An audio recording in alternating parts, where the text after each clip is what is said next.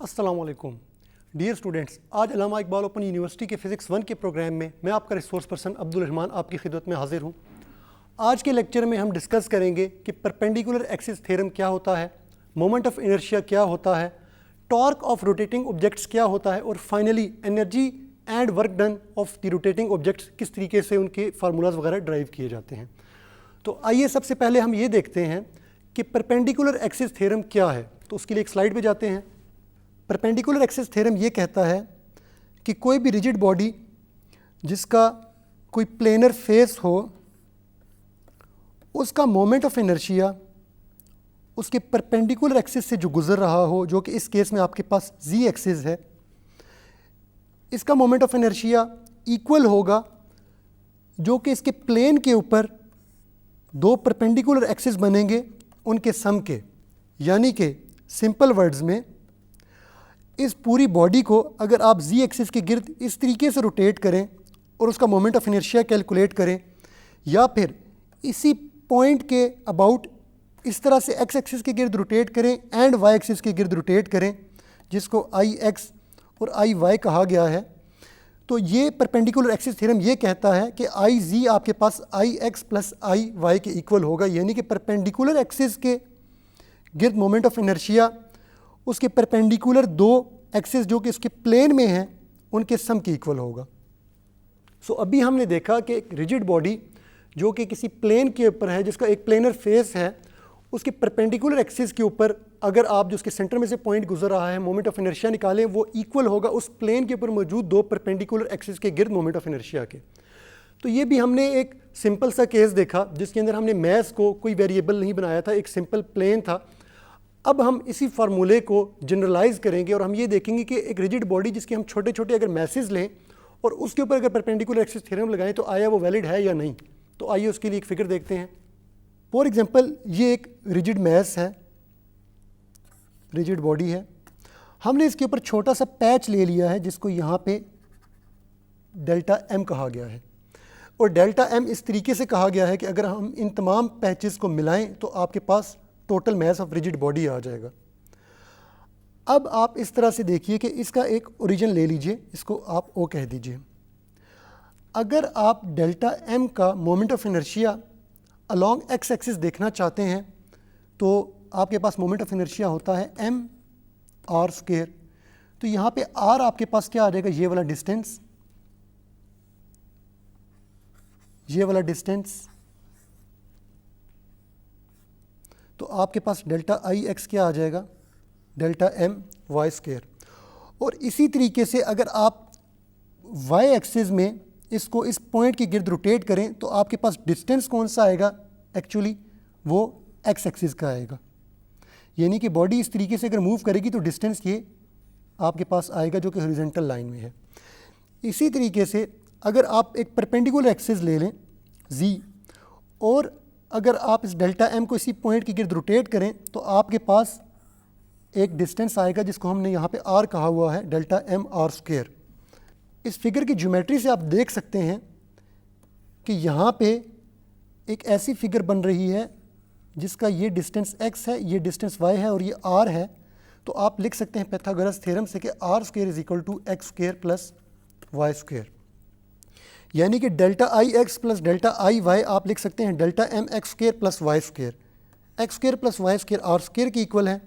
तो इस तरीके से delta I x plus delta I y delta m r square के इक्वल है। और ये हम पहले ही देख चुके हैं कि ये किसके इक्वल है, डेल्टा आई जी के इक्वल। यानी कि आपके पास ये परपेंडिकुलर एक्सिस थ्योरम यहाँ पे भी प्रूफ हो रहा है कि एक्स एक्सिस के गिर्द आपने जो मोमेंट ऑफ इनर्शिया निकाला है परपेंडिकुलर एक्सिस के गिर्द, वो इक्वल है मोमेंट ऑफ इनर्शिया इसके प्लेन में मौजूद दो परपेंडिकुलर एक्सिस के इक्वल छोटे से मास डेल्टा एम के लिए। और चूंकि मैंने पहले ही आपको बताया कि यहाँ पे डेल्टा एम इस तरीके से आपने चूज़ किया है कि इन तमाम डेल्टा एम्स को बाकियों को ऐड करें तो पूरा मास आ जाएगा इस रिजिड बॉडी का। तो अगर हम इसके ऊपर सम लगाएंगे तो इन जनरल आपके पास ये रिजल्ट ट्रू है कि I G is equal to I x plus I Y. So अभी हमने देखा कि perpendicular axis theorem in general true है, चाहे हम वो पूरी रिजिड बॉडी को देखें, चाहे हम उसके छोटे से मास के पैच को देखें। अब हम ये देखते हैं कि एक सिंपल एग्जांपल में किस तरीके से इस फार्मूले को डायरेक्ट अप्लाई किया जा सकता है। उसके लिए हमने एक थिन डिस्क की एग्जांपल ली है, तो आइए उसके लिए एक स्लाइड देखते हैं। हमने यहाँ पे प्रूफ करना है कि परपेंडिकुलर एक्सिस थ्योरम इस प्लेनर बॉडी के लिए एप्लीकेबल है। फॉर एग्जांपल, ये आपके पास एक थिन डिस्क है, इसके सेंटर से एक एक्सिस जा रहा है जिसको यहाँ पे जी एक्सिस कहा गया है। इसको इस तरीके से रोटेट करें आप, तो आपके पास जो मोमेंट ऑफ इनर्शिया आएगा वो आ जाएगा half of m capital r square. R यहाँ पे रेडियस ऑफ थिन डिस्क है। अब हम केस थोड़ा सा चेंज करते हैं। अब हम इस थिन डिस्क को एक फ्लैट सरफेस के ऊपर रख देते हैं। अलोंग द डायमीटर आप इसके एक्स एक्सिस वाई प्लॉट कर दीजिए। ये वाला एक्स एक्सिस है आपके पास, और इसी तरीके से जिसके परपेंडिकुलर होगा आपके पास यहाँ पे ये वाई एक्सिस है।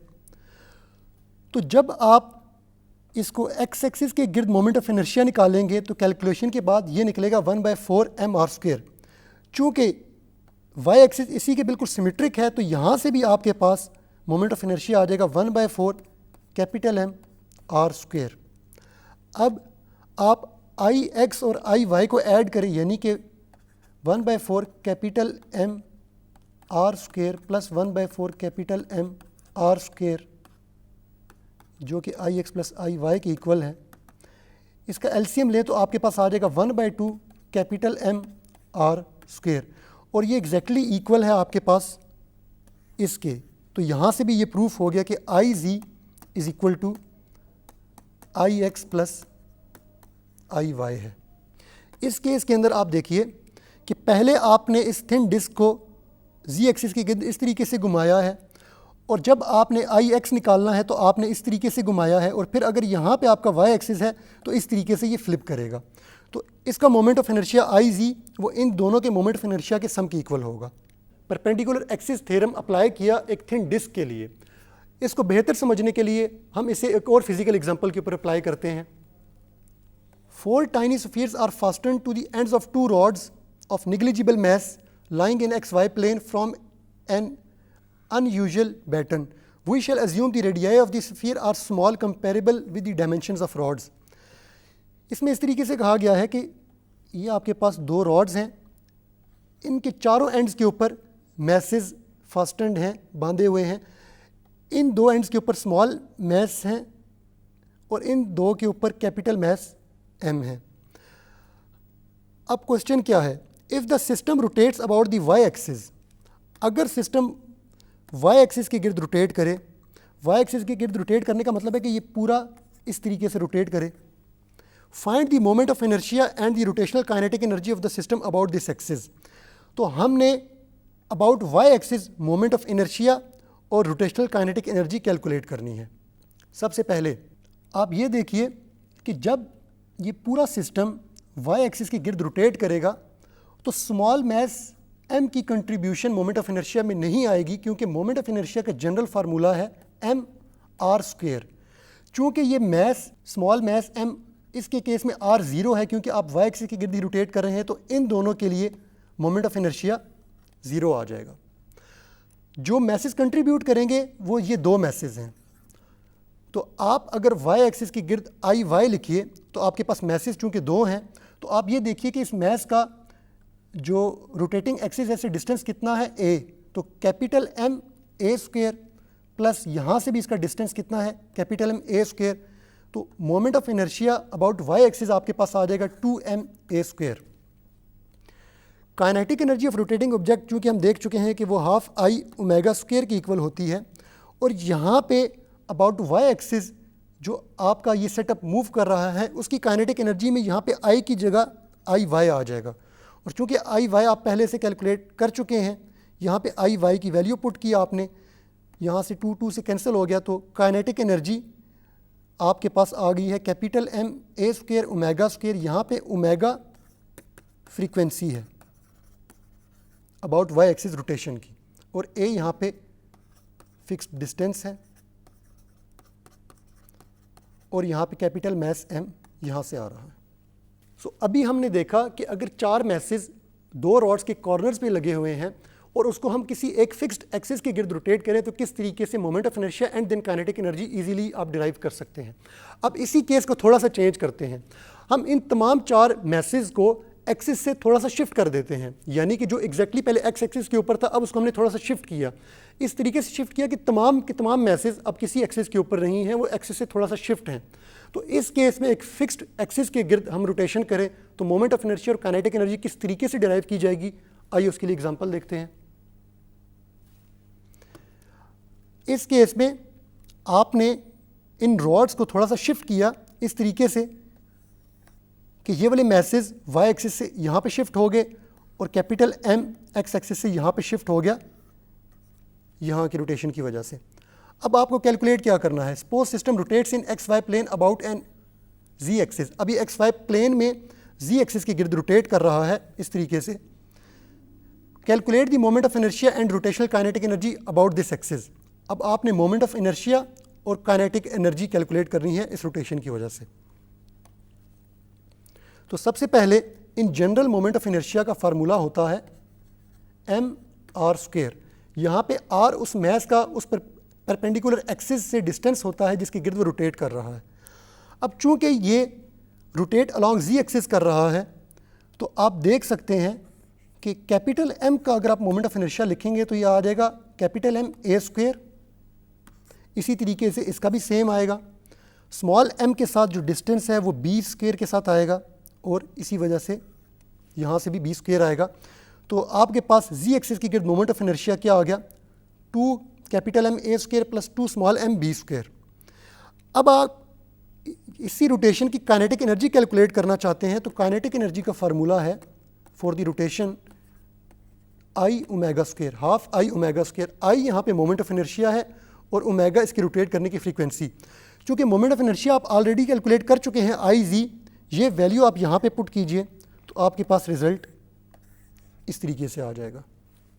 अभी हमने देखा कि किस तरीके से हम मोमेंट ऑफ इनर्शिया और काइनेटिक एनर्जी 4 मैसेज जो कि 2 रॉड्स के गिर्द लगे हुए हैं कैलकुलेट कर सकते हैं। अब हम ये देखते हैं for the case of rotating objects हम किस तरीके से टॉर्क और लीनियर एक्सेलरेशन या एंगुलर एक्सेलरेशन को रिलेट कर सकते हैं। जिस तरह हम जानते हैं कि लीनियर मोशन में न्यूटन सेकंड लॉ के मुताबिक एक फोर्स होती है, उस फोर्स की वजह से एक एक्सेलरेशन आती है, लेकिन वो सिर्फ उस केस के लिए है जब बॉडीज़ लीनियर डायरेक्शन में मूव कर रही हैं, किसी एक स्ट्रेट लाइन में मूव कर रही हैं। लेकिन अगर रोटेटिंग ऑब्जेक्ट्स हैं तो उसी के एनालॉग में एक दूसरा लॉ है, वहाँ पे फोर्स थी, यहाँ पे टॉर्क है, वहाँ पे एक्सेलरेशन थी लीनियर, यहाँ पे एक्सेलरेशन है एंगुलर। वहाँ पे आपने देखा था कि F equal to m a था, बीच का कांस्टेंट आपके पास मैस आ रहा था, तो फोर्स डायरेक्टली प्रोपोर्शनल थी एक्सेलरेशन के, यानी कि ये एक दूसरे का इफेक्ट थे, फोर्स के बढ़ाने से एक्सेलरेशन बढ़ रही थी।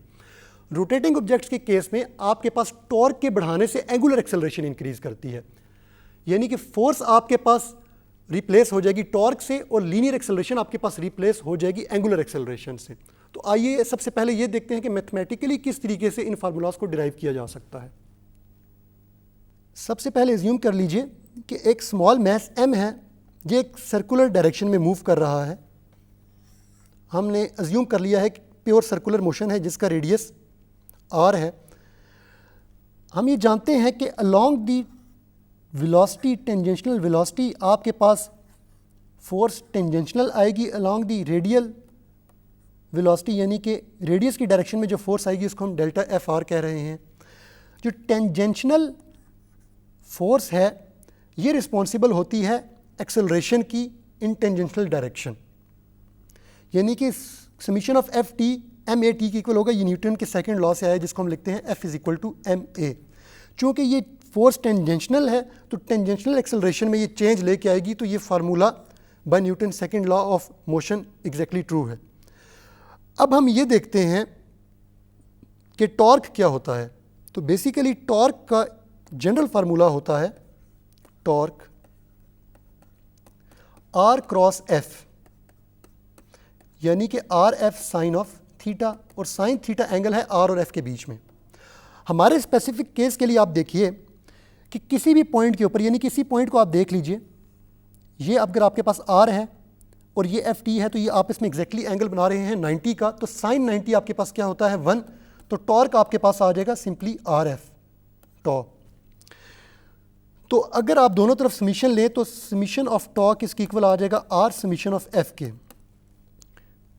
और यहाँ पे आप देखिए कि समीशन ऑफ टॉर्क को लिखा गया है एफ टी ऑफ आर, और एफ टी की वैल्यू आप पहले न्यूटन सेकंड लॉ से देख चुके हैं। आपने यहाँ पे इंसर्ट की तो आपके पास आ जाएगा m acceleration in tangential direction into r radius of that circle. अब चूंकि आपको पता है कि लीनियर एक्सेलरेशन एंगुलर एक्सेलरेशन से रिलेटेड होती है by this formula a is equal to r alpha. ये है लीनियर एक्सेलरेशन और ये है एंगुलर एक्सेलरेशन।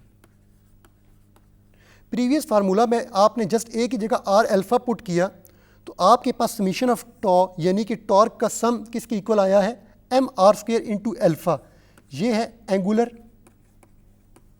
एक्सेलरेशन और ये एक फिक्स्ड क्वांटिटी है जिसको इन जनरल हम मोमेंट ऑफ इनर्शिया कहते हैं और इसको डिनोट करते हैं आई से। यानी कि आपके पास ये फार्मूला डिराइव हो गया कि summation of tau is equal to I alpha for the case of rotation of bodies. For the case of linear motion हमने देखा था P इज इक्वल टू यानी कि F is equal to m a. यहाँ पे force थी और ये एक्सेलरेशन थी और बीच में एक कांस्टेंट था mass. For the case of rotation आप देख सकते हैं कि F की जगह क्या आ गया, T आ गया, और लीनियर एक्सेलरेशन की जगह क्या आ गया, एंगुलर एक्सेलरेशन आ गया, और मैस की जगह क्या आ गया, मोमेंट ऑफ इनर्शिया आ गया। सो इस तरीके से हम देख सकते हैं कि एनालॉग बना सकते हैं बेसिकली लीनियर मोशन का और एंगुलर मोशन का, और ये एक इंपॉर्टेंट रिजल्ट है कि summation of torque I alpha की इक्वल होगा moment of inertia multiply by angular acceleration. So अभी हमने देखा कि किस तरीके से एक एनालॉग बनाया जा सकता है लीनियर मोशन में और एंगुलर मोशन में, और वहाँ से हमने एक इंपॉर्टेंट फार्मूला डिराइव किया कि sum of all the torques is equal to multiplication of the moment of inertia multiply by angular acceleration of that bodies. ये हमने प्रूव किया है एक सिंपल मोशन और बहुत ही एक स्पेसिफिक केस के लिए जिसमें बॉडी एक एग्जैक्टली सर्कल में मूव कर रही है और मैस एक स्मॉल m है। अब हम ये देखते हैं कि आया इस स्मॉल m मैस m की बजाय अगर एक रिजिड बॉडी हो इरेगुलर शेप की और उसको अगर हम रोटेट करें तो ये रिजल्ट वैलिड है या नहीं। तो आइए उसके लिए स्लाइड देखते हैं। फॉर एग्जांपल ये एक रिजिड बॉडी है इरेगुलर शेप की, उसको हमने छोटे छोटे पैचेस में डिवाइड कर दिया है और हर पैच का मैस स्मॉल एम आई है और इसको रोटेट करवाया जा रहा है इस तरीके से। तो सबसे पहले आप for the case of linear motion F i by Newton second law क्या लिखेंगे, एम आई इंटू ए आई, यानी कि इस मैस की एक्सेलरेशन उसको हमने ए आई कह दिया है और फोर्स उसके ऊपर लग रही है एफ आई। अब आप यहाँ पे भी देखिए कि अगर हम इस छोटे से मैस एम की मूवमेंट को टॉर्क को देखें तो हम देख सकते हैं कि ये आर है और एग्जैक्टली इसके परपेंडिकुलर आपके पास एफ आ रहा है। तो R I cross F I आपके पास simple R I F I रह जाएगा बिकॉज साइन 90 आपके पास 1 होता है। तो आपके पास टॉर्क इस छोटे से मैस के लिए जो कि रोटेट कर रहा है इस पूरी रिजिड बॉडी के साथ आर आई एम आई ए आई के इक्वल आ जाएगा। अगेन ए आई आपके पास आर आई अल्फा की इक्वल है, अल्फा यहाँ पे एंगुलर एक्सेलरेशन है। तो टॉर्क ऑफ आई एक आयत मैस के लिए आपके पास torque M I R I square alpha के इक्वल आएगा। यहाँ पे अगेन ये आपके पास मोमेंट ऑफ इनर्शिया है और ये एंगुलर एक्सेलरेशन है। तो उस छोटे से मैस एम को अगर आप इंटीग्रेट करिए उन तमाम मैसेस को सम करें तो आपके पास टोटल टॉर्क आ जाएगा। तो इसी तरीके से हमने इसके ऊपर समीशन लगाया तो ये इसने हमें टोटल टॉर्क दे दिया। यहाँ पे समीशन अगर आप देखिए तो तमाम मैसेज ऐड अप होंगे, एक पूरी बॉडी का मोमेंट ऑफ इनर्शिया दे देंगे जिसको हमने यहाँ पे आई कहा है और ये एंगुलर एक्सेलरेशन है। तो इन जनरल हमने ये रिज़ल्ट डिराइव कर लिया है। जैसा कि हमने देखा था कि वो तमाम छोटे छोटे मैसेज एम आई को अगर हम ऐड करें तो total mass of rigid body आ जाएगा। तो इस टॉ आई के ऊपर हमने समीशन लगाया तो आपके पास ये total torque of that rigid body जो कि रोटेट कर रही है उसके इक्वल आ गया। और यहाँ से राइट साइड पे एंगुलर एक्सेलरेशन को एक साइड पे करें और summation m I R I square के ऊपर लगाएं तो ये summation m I R I square बताती है कि ये moment of inertia of rigid body है। तो इस तरीके से हमने प्रूव कर लिया कि delta summation of t i alpha के इक्वल है, यानी कि torque is equal to moment of inertia multiply by angular acceleration एक जनरल रिलेशन है और इसको हम जनरल बॉडीज़ के ऊपर अप्लाई कर सकते हैं। अभी हमने देखा कि समीशन ऑफ टॉर्क ये इक्वल है product of moment of inertia into angular acceleration, और ये इन जनरल भी ट्रू है। तो अब हम ये देखते हैं कि एनर्जी ऑफ रोटेटिंग बॉडी या work done on rotating body किस तरीके से ड्राइव किया जा सकता है। तो आइए इसके लिए एक स्लाइड देखते हैं। सपोज ये एक रिजिड बॉडी है, हमने इसके ऊपर एक छोटा सा पॉइंट P कंसीडर किया है। इस पॉइंट P के ऊपर हमने फोर्स इस डायरेक्शन में लगाई है और इसकी डिस्प्लेसमेंट हुई है इस डायरेक्शन में, यानी कि इस फोर्स की वजह से ये थोड़ा सा मूव किया है जिसकी डायरेक्शन ये है। अब हम ये कह रहे हैं कि इस फोर्स की इस रेडियल डायरेक्शन के साथ जो एंगल बन रहा है वो फाई है। तो इस फोर्स को आप रिजॉल्व कर सकते हैं, ये वाला कंपोनेंट इसका आ जाएगा F साइन फाई और ये वाला आ जाएगा F कॉज ऑफ फाई। तो अगर हम वर्क डन देखना चाहते हो, बिकॉज यहाँ पे एक फोर्स लगी है और उसकी वजह से कुछ डिस्प्लेसमेंट है, तो वर्क डन होता है F डॉट डी एस, यानी कि फोर्स और डिस्प्लेसमेंट का डॉट प्रोडक्ट। इट मीन्स कि फोर्स का वो कंपोनेंट आएगा जो along the direction of displacement है। तो along the direction of displacement ये वाला कंपोनेंट है जो कि F साइन फाई है, और डी एस आप देखिए कि एक छोटी सी ट्राइंगल बन रही है। तो यहाँ पे डी एस किसकी इक्वल आएगा, radius into this small displacement of angle are d theta. तो डी एस आ जाएगा आर डी थीटा। तो इस तरीके से यहाँ पे वर्क डन को लिखा जा सकता है F sine phi r d theta. जिस तरह के हम जानते हैं कि यहाँ पे टॉर्क किसके इक्वल होता है, R क्रॉस F के, यानी कि R F sine of theta के। तो आप यहाँ पे देखिए कि ये वाला कंपोनेंट R और F साइन फाई ये मिल के आपको क्या दे देंगे, एक टॉर्क दे देंगे। यहाँ पे इसको फाई कर लीजिए और बाकी चीज़ क्या रह जाएगी, डी थीटा, यानी कि वर्क डन का डिफरेंशियल ये किसके इक्वल आएगा, torque multiply by differential of that angle. क्योंकि ये चीज़ आर एफ साइन फाई मैं जैसे कि पहले ही बता चुका हूँ आपके पास ये टॉर्क है। अब अगर इस वर्क डन का आप टाइम डेरिवेटिव लें तो आप देखें कि टॉर्क एक फिक्स्ड क्वांटिटी है, क्योंकि पूरी बॉडी एक फिक्स्ड फ्रीक्वेंसी के साथ मूव कर रही है। तो डी डब्ल्यू by D t torque times d theta by D t के इक्वल आएगा। D theta by D t आपके पास एंगुलर फ्रीक्वेंसी के इक्वल होता है। तो आपके पास ये रिलेशन आ जाएगा डी डब्ल्यू by D t is equal to tau times omega, और वर्क का टाइम डेरिवेटिव आपके पास पावर होता है। तो पावर का फार्मूला आपके पास क्या आ जाएगा, torque into frequency for the case of rotation of bodies. Linear के केस में हमने देखा था कि P is equal to f v होता है या एफ डॉट वी होता है। तो इट मीन्स कि फोर्स यहाँ पे टॉर्क से रिप्लेस हो गई है और लीनियर वेलोसिटी आपके पास एंगुलर वेलोसिटी से रिप्लेस हो गई है। अब हमने जैसा कि पहले देखा था कि समीशन ऑफ टॉ ये moment of inertia multiply by angular acceleration के इक्वल होता है, और अभी हमने देख लिया कि angular acceleration basically time derivative of angular velocity होता है। यहाँ पे आप चेन रूल लगाइए। चेन रूल ऐसे लगाइए कि आप थीटा को यहाँ पे इंट्रोड्यूस कीजिए, यानी कि अगर आपके पास D omega by D T लिखा है ये इक्वल होता है डी ओमेगा, एक यहाँ पे लिख दीजिए और यहाँ पे एक डी ओमेगा लिख दीजिए। डी थीटा को मल्टीप्लाई डिवाइड करें या चेन रूल लगाएं तो आपके पास ये चीज़ एक्सपेंड हो गए इस तरीके से लिखी जा सकती है। अब D theta by D T ये एंगुलर फ्रीक्वेंसी के इक्वल होता है, यानी कि ओमेगा। तो आपके पास ये रिलेशन यानी समीशन ऑफ टॉर्क इसके इक्वल आ गया I omega D W by D theta. अब इस डी थीटा को उठा के इक्वेशन के लेफ्ट साइड पे ले जाइए तो हम ये लिख सकते हैं कि summation of tau into d theta जो कि वर्क डन के डिफरेंशियल के इक्वल है, ये आता है आई ओमेगा डी ओमेगा के।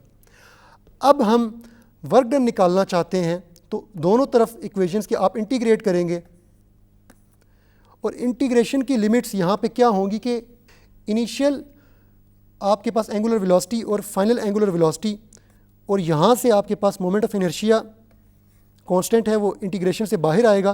तो आपके पास आ जाएगा ओमेगा स्क्वायर और लिमिट्स ऑफ इंटीग्रेशन क्या आएंगी, omega I to omega F.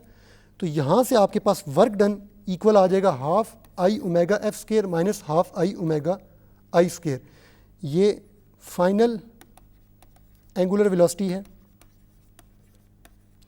और ये इनिशियल है, और इन दोनों का डिफरेंस टोटल वर्क डन के इक्वल होगा in the case of rotation of bodies.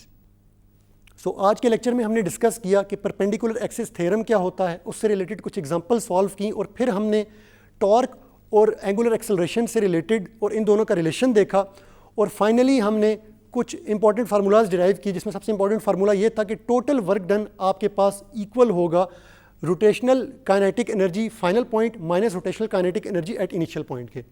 मुझे उम्मीद है कि आज का लेक्चर आपको अच्छे तरीके से समझ आ गया होगा। नेक्स्ट टाइम तक के लिए अपने रिसोर्स पर्सन अब्दुल रहमान को इजाज़त दीजिए। अल्लाह हाफिज़।